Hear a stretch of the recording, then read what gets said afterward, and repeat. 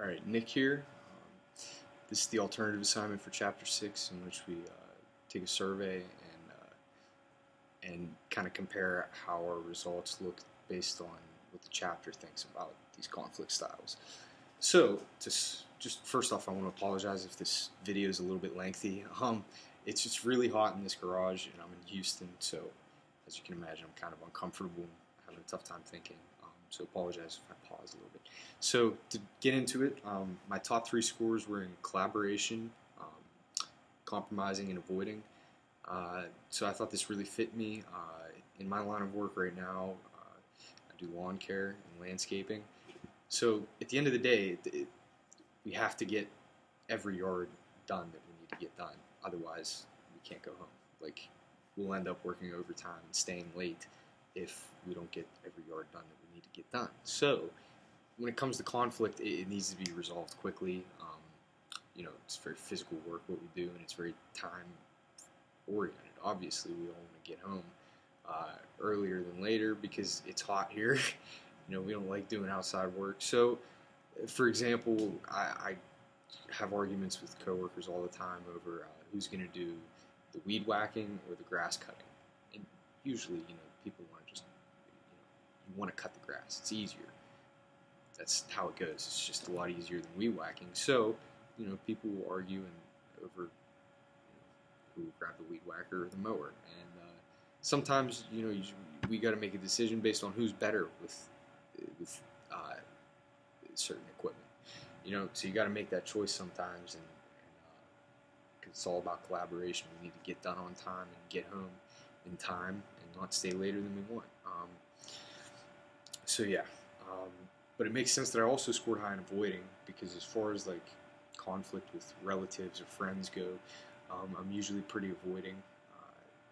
I'm a pretty passive person when it comes to conflict, but I will address it when it comes to the workplace, and if it contributes to solving the problem, I will, be assertive. But so it makes sense that I scored high in those 3 areas, and the book agrees with this. The book agrees with my diagnosis of the survey data too. So I guess what I mean when I say this is that this chapter talks about how conflict style isn't just based on exact specific behaviors. It's based on conflict style is, as they say in the book, it's an orientation that you develop towards behavioral orientation that you develop towards specific conflicts. So it develops the definition of conflict style into something that's more flexible and works towards a common goal. And I guess what I'm trying to say here is that it makes sense in regard to my survey data, because my collaboration and compromising are high regarding the workplace. That's a different type of conflict situation, so therefore I have an entirely different approach to it. I have that collaborative problem-solving approach, but when it comes to family, I'm avoiding.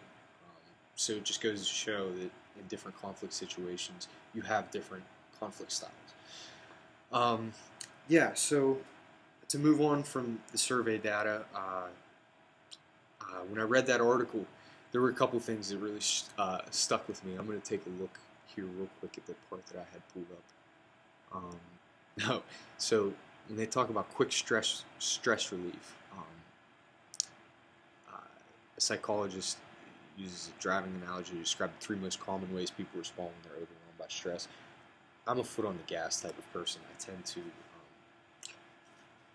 let my emotions get the best of me when it comes to family and friends. So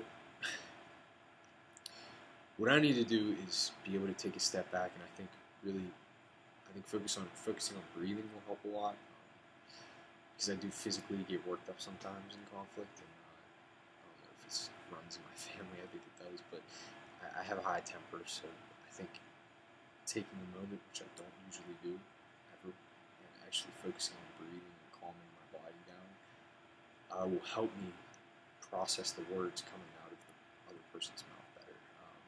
As you said, you're going to try working on focusing on the words that come out of a person's mouth and kind of look at it as text instead of the emotion.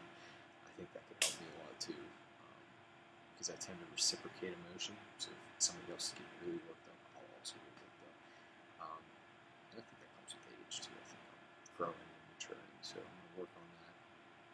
And overall, I think this chapter helped me realize a lot of things about conflict, how we approach argument and conflict differently in work, and just in family life and social life. It was kind of eye-opening. So there it is.